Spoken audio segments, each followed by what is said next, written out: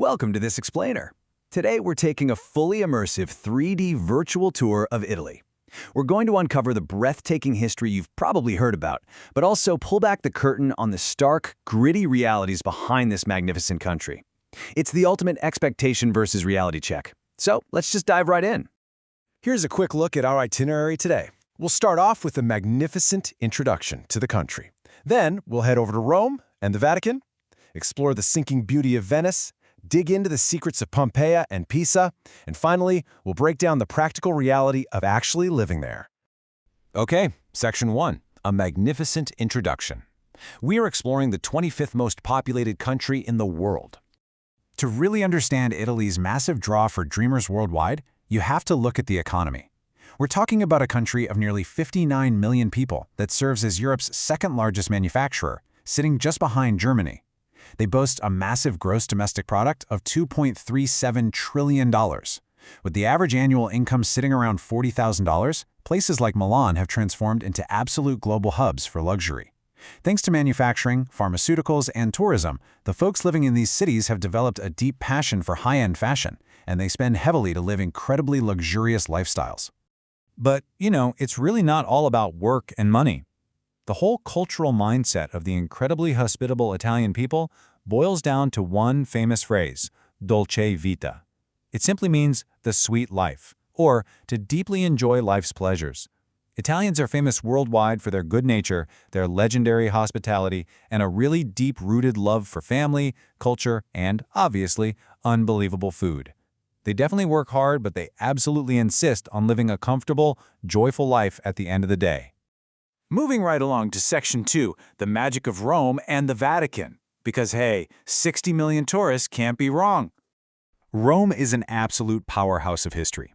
Founded way back in 753 BC, it was the beating heart of the mighty Roman Empire, a civilization that ruled vast chunks of the world before eventually falling. But what's wild is that marvels like the Colosseum, built 2,200 years ago for those intense gladiator and animal battles, are still standing right there in their original glory. You can literally walk in and tour this ancient wonder of the world today for just 16 euros. To stand there and witness that level of engineering from over 2 millennia ago, it's just mind-boggling. And visiting Rome comes with some pretty fun quirks. Get this. If you stop by the famous Trevi Fountain, you'll join a massive crowd that tosses an unbelievable 1.5 million euros in coins into the water every single year. Everyone throws a coin hoping their wishes come true. Now, whether those tourists actually get their wishes is totally up for debate, but ensuring the government gets its 1.5 million euro wish granted annually, well, that is a guaranteed reality. Now, right in the middle of Rome, there's this incredible contrast. You have Vatican City. It is literally the smallest country in the entire world. To put that into perspective, you're comparing Italy's massive 300,000 square kilometers to the Vatican's tiny 121-acre footprint. It's an entirely independent country. It's the Pope's residence, the global headquarters of the Catholic world, and it's completely protected by the famous Swiss guards. But the actual border between Italy and the Vatican, it's just a metal grill. You can look right through it.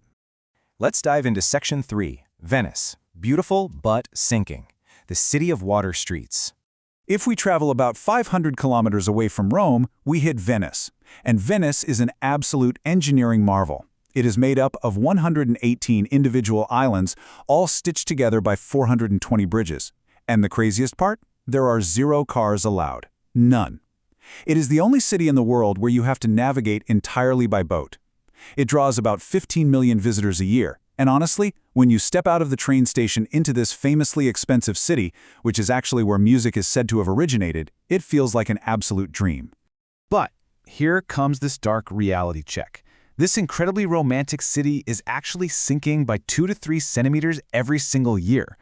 Researchers are still going back and forth debating whether the buildings were built first and the water brought in, or if exiled families literally built it directly into the water. Regardless, the current truth is that the water level is rising. And a lot of the quiet, less traveled back alleys where the water stops flowing, it becomes totally stagnant. And let me tell you, it creates a terribly foul smell. There's a very real fear that one day this entire city could be completely lost to the water. Moving to Section 4, Secrets of Pompeii and Pisa. Flawed marvels and tragic pasts.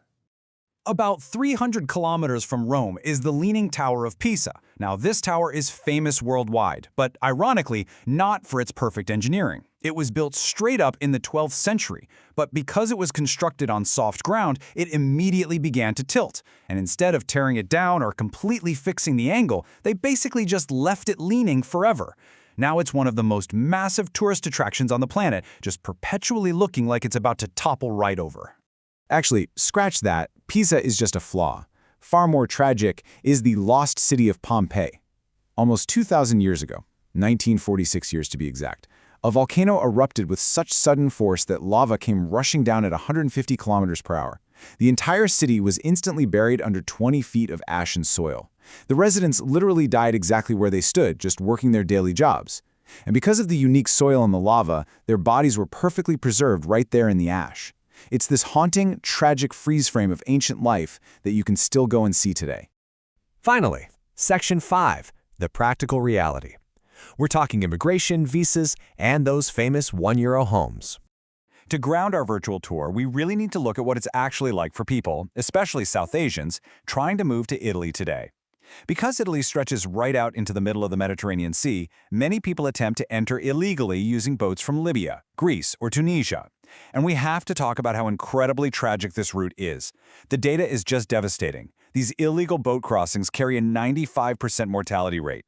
95%. It is unfathomably dangerous, and it turns dreams of reaching Europe into absolute nightmares, while also bringing disrepute to the migrants' home countries. On the flip side, what about the legal routes? Well, Italy boasts a highly educated population with a 99% literacy rate, and they actually offer a massive amount of study scholarships. But here's the catch. The visa process is getting significantly tougher. There are currently about 200,000 Pakistanis residing there, many in Milan running restaurants or working various jobs, but recent changes rolling out for 2025 mean you now have to apply directly through the embassy in Islamabad. They are replacing the old VFS or BLS systems. Because of the sheer volume of applications, securing an appointment is going to be much harder moving forward. Okay, so let's say you do go through the legal channels and secure a work permit, which right now takes about 6 to 8 months. What does the financial reality actually look like? Well, expect average salaries for these jobs to hover around a pretty modest 1,200 to 1,300 euros. Now, yes, you can eventually get residency, but that salary is barely enough just to get by day to day. It makes saving money for the future incredibly difficult. And that financial squeeze perfectly illustrates the truth behind that massive internet myth you've probably seen, the €1 home. Yes, technically speaking, in some abandoned areas where the local population has moved away, you can indeed purchase a home for a single euro. But the reality? It's completely different. The government attaches extremely strict conditions to that purchase. You are legally required to complete mandatory renovations that will easily cost you millions of euros. And on top of the renovations, you're hit with crippling government property taxes. So that €1 home, it's essentially a trap filled with massive hidden expenses.